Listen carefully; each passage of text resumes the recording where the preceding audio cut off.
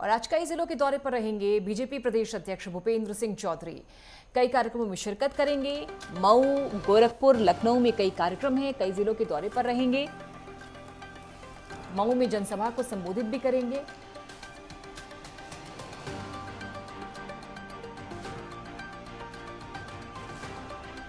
मऊ के बाद गोरखपुर जाएंगे। अटल बिहारी वाजपेयी की पुण्यतिथि के मौके पर कार्यक्रम में शिरकत करेंगे।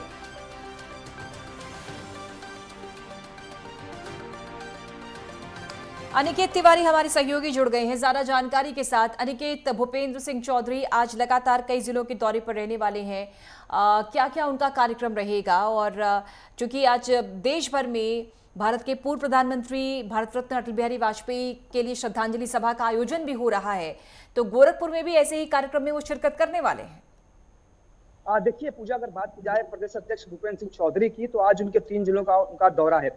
हालांकि जो सबसे पहला दौरा है वो घोसी का है, जहां पर दारा सिंह चौहान जो उपचुनाव जहां पर हो रहे हैं, वहां पर दारा सिंह चौहान को भारतीय जनता पार्टी ने अपना प्रत्याशी बनाया है। और उनके ही समर्थन में उत्तर प्रदेश के प्रदेश अध्यक्ष भूपेंद्र सिंह चौधरी आज जनसभा को संबोधित करने वाले हैं घोसी में। हालांकि अगर समय की बात की जाए पूजा, तो 11:25 पर यह समय प्रस्तावित किया गया जब प्रदेश अध्यक्ष भूपेंद्र सिंह चौधरी घोसी पहुंचेंगे। इसके साथ अगर बात की जाए गोरखपुर के दौरे की, तो गोरखपुर में आज जो निषाद समाज है, वो निषाद पार्टी का आज 8वां स्थापना दिवस है। और इस 8वें स्थापना दिवस के उपलक्ष्य में आज निषाद समाज, निषाद पार्टी अपनी पूरी ताकत, अपना पूरा दमखम दिखाती हुई नजर आएगी। और उस कार्यक्रम में भी प्रदेश अध्यक्ष भूपेंद्र सिंह चौधरी पहुंचने वाले हैं। हालांकि अगर समय की बात की जाए पूजा, तो 1:55 पर जो समय है वो प्रस्तावित किया गया है। भूपेंद्र सिंह चौधरी के साथ साथ जो डिप्टी सीएम ब्रजेश पाठक और डिप्टी सीएम केशव प्रसाद मौर्य हैं, वो भी इस कार्यक्रम में शिरकत करेंगे। हालांकि अगर बात की जाए लखनऊ में के दौरे की, तो भूपेंद्र सिंह चौधरी का आज लखनऊ में अटल बिहारी वाजपेयी कन्वेंशन सेंटर में आज उनका जो कार्यक्रम है वो प्रस्तावित है। शाम 4 बजे वहां पर अटल बिहारी वाजपेयी के पुण्यतिथि के अवसर पर वहां पर कार्यक्रम का आयोजन किया गया, जहां पर तमाम जो ओजस्वी लोग हैं, तमाम ऐसे जो लोग हैं जो वहां पर आज पहुंचेंगे। उस कार्यक्रम में आज प्रदेश अध्यक्ष भूपेंद्र सिंह चौधरी भी शिरकत करेंगे। पूजा, निश्चित तौर पर भूपेंद्र सिंह चौधरी के लिए बड़ा ही अहम मौका है, उनके ऊपर बड़ी जिम्मेदारी है, क्योंकि उनके चेहरे पर ही, उनके नेतृत्व में पर ही घोसी उपचुनाव भी हो रहा है, उसके बाद लोकसभा इलेक्शंस में भी हैं। तो ऐसे में यूपी बीजेपी कितना काम करती है, किस तरह से आगे बढ़ती है, कार्यकर्ताओं में कैसे मनोबल बढ़ाना है, इस पूरे संदेश के साथ लगातार एक्टिव मोड में है भूपेंद्र सिंह चौधरी।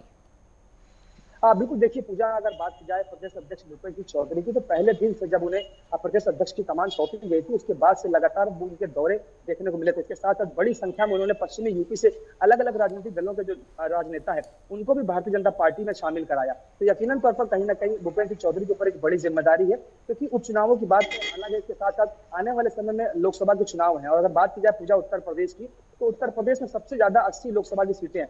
अब ऐसे में कहीं ना कहीं बड़ी चुनौती जरूर भारतीय जनता पार्टी के लिए। हालांकि अगर बात की जाए पूजा, तो लगातार भारतीय जनता पार्टी की तरफ से, चाहे केंद्रीय नेतृत्व हो या उत्तर प्रदेश का नेतृत्व हो, लगातार ये दावा किया जा रहा है कि उत्तर प्रदेश की जो 80 सीटें हैं लोकसभा की, उन सभी सीटों पर भारतीय जनता पार्टी अपनी जीत सुनिश्चित करेगी। तो यकीनन तौर पर जिस तरह से लगातार दावे किए जा रहे हैं उत्तर प्रदेश में भारतीय जनता पार्टी की तरफ से कि आने वाले लोकसभा के चुनावों में 80 की 80 सीटों पर भारतीय जनता पार्टी काबिज होगी, उसको लेकर कहीं ना कहीं एक नई रणनीति तैयार करने का प्रयास लगातार भूपेंद्र सिंह चौधरी की तरफ से किया जा रहा है। और यही कारण है कि समय समय पर वो अलग अलग जिलों के अलग अलग जनपदों के दौरे करते हुए नजर आते हैं। इसके साथ साथ अलग अलग जगहों पर जनसभाएं भी उनको देखने को मिलती है।